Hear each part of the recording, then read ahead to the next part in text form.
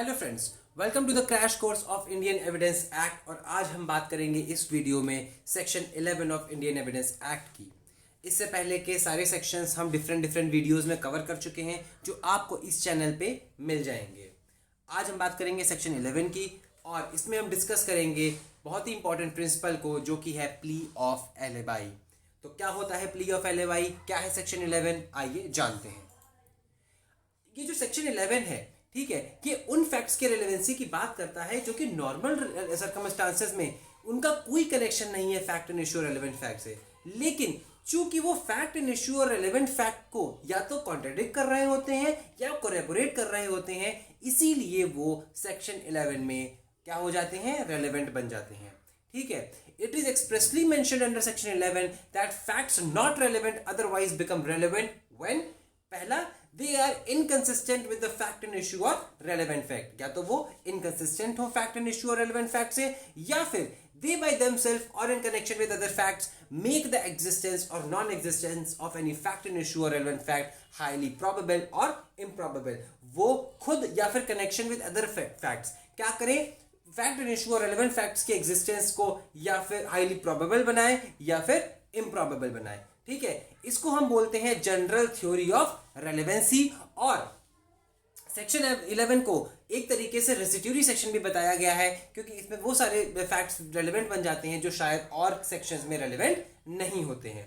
ठीक है, अब इनमें दो तरीके के फैक्ट्स की बात की हुई है, पहला है इनकंसिस्टेंट फैक्ट्स की और दूसरा है फैक्ट्स शोइंग प्रोबेबिलिटी की। तो आइए एक एक करके दोनों को जान लेते हैं। तो पहला तो इनकंसिस्टेंट फैक्ट्स हुआ, मतलब वो फैक्ट जो कि फैक्ट एंड इश्यू और रेलेवेंट फैक्ट से मेल नहीं खा रहे हैं, जो बात फैक्ट एंड इश्यू और रेलेवेंट फैक्ट कह रहे हैं उनसे ये अपोजिट बात कर रहे हैं। ठीक है, इसी में आता है हमारा principle of plea of alibi. क्या आता है, plea of alibi. Plea of alibi में हम क्या करते हैं, हम ये दिखाते हैं कि जहां पे क्राइम हुआ था, जहां पे जिस समय क्राइम हुआ था उस समय हम वहां पे मौजूद ही नहीं थे, हम कहीं और मौजूद थे। तो इस तरीके से क्या हो जाता है, हम अपनी फिजिकल इंपॉसिबिलिटी शो करते हैं क्राइम को कमिट करने की। चूंकि हम वहां पे थे ही नहीं तो हम इम्पॉसिबल बन जाता है, मेरे लिए फिजिकली इम्पॉसिबल बन जाता है उस क्राइम को कमिट करना। For example, a person is charged with murder that took place in Kolkata. ठीक है, he can give the evidence of the fact that he was in Mumbai at that date. ठीक है, वो ये इसका फैक्ट दे सकता है कि वो कोलकाता में नहीं था, वो मुंबई में था। और इसको वो कैसे प्रूव करेगा, इसको वो इस तरीके से प्रूव कर सकता है कि वो दिखा दे अपने होटल की रिसीट जिस दिन वो रुका था वहां पे। ठीक है, ये दिखा दे कि मैंने यहाँ पे खाना खाया था, या फिर उसने वहां से कोई लेटर पोस्ट किया था, उसका वो रिसीट दिखा दे। ठीक है, तो प्ली ऑफ एलिबाई क्या करता है, प्ली ऑफ एलिबाई एक तरीके से फिजिकल इंपॉसिबिलिटी दिखाता है आपकी क्राइम को कमिट करने की। आप फिजिकली उस क्राइम को कमिट कर ही नहीं सकते।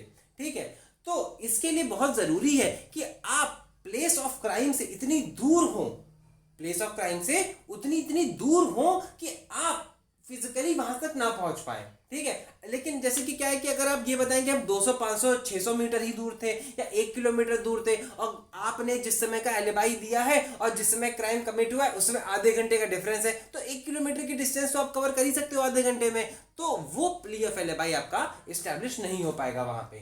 कहने का ये मतलब है कि सफिशिएंट दूरी होनी चाहिए। ठीक है, और उतनी दूरी आपके एलिबाई के टाइम पे और क्राइम कमिट के टाइम पे डिफरेंस उतना होना चाहिए कि आप वो दूरी कवर ना कर पाओ।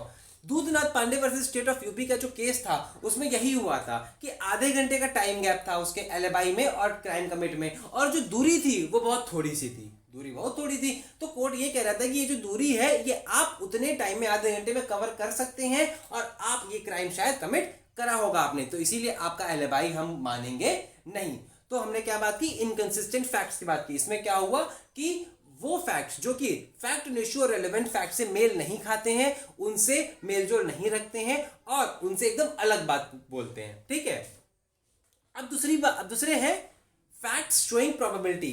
अब इनमें उन फैक्ट्स की भी बात आ जाती है जो कि हमारे फैक्ट एंड इश्यू और रेलेवेंट फैक्ट्स के एग्जिस्टेंस के नॉन एग्जिस्टेंस को हाईली प्रोबेबल बना दे या हाईली इम्प्रॉबेबल बना दे। ठीक है, कोई भी बात आपने बोली, कोई भी रेलेवेंट फैक्ट है, कोई भी फैक्ट एंड इशू है, ठीक है, वो एग्जिस्ट कर रहा है या नहीं कर रहा है, वो उसको या तो हाईली प्रोबेबल बना दे या हाईली इम्प्रॉबेबल बना दे। ठीक है, जैसे कि 5 लोग हैं, there are 5 persons in the room and one of them is murdered in the circumstances which shows that it is handiwork of any one of them.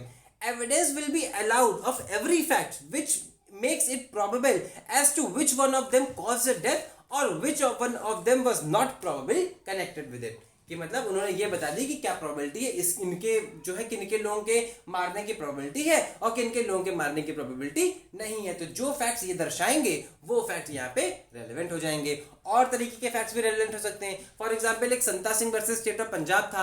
इसमें विटनेस ने बोला कि गोली जो है 25 फीट की दूरी से चली है, लेकिन जब एक्सपर्ट ओपिनियन आई, मेडिकल रिपोर्ट आई, तो उसमें बोला गया कि नहीं, ये जो गोली है वो 5 से 10 फीट की ज्यादा की दूरी से चली नहीं हो सकती है. तो क्या हुआ, ये फैक्ट भी रेलेवेंट हो गए क्योंकि वो जो है हमारे जो विटनेस का ओपिनियन है, विटनेस का जो स्टेटमेंट है उसको हाईली इंप्रोबेबल बना रहा है. ठीक है, तो ऐसे तरीके के सारे फैक्ट्स यहां पे रेलेवेंट हो जाएंगे. अब इस सेक्शन का स्कोप बहुत बड़ा है, इस सेक्शन का स्कोप बहुत बड़ा है और कई सारे फैक्ट्स जो कि और सेक्शंस में भी रेलेवेंट हो सकते हैं वो भी यहाँ पे रेलेवेंट हो जाते हैं. कहने का मतलब है कि यहाँ पे फैक्ट्स रेलेवेंट है, वो ऐसा नहीं होगा कि यहीं पे रेलेवेंट है, वो हो सकता है कहीं और भी रेलेवेंट हो. फॉर एग्जांपल ये संता सिंह वाला जो एग्जांपल है ये एक्सपर्ट ओपिनियन हुई. अभी एक्सपर्ट ओपिनियन जो है 45-46 में भी रेलेवेंट हो सकती है. ओपिनियन एज टू रिलेशनशिप जो है वो हमारी 50 में भी रिलेशनशिप वाले में रेलेवेंट हो सकती है और मान लो यहाँ पे भी रेलेवेंट है. ठीक है, तो कई सारे ऐसे हो सकते हैं, इसका इसको बहुत ज्यादा बड़ा हुआ है. ठीक है, तो आज हमने यहाँ पे ये सेक्शन 11 कवर कर लिया है. सेक्शन 11 हमारा कंप्लीट हो गया है.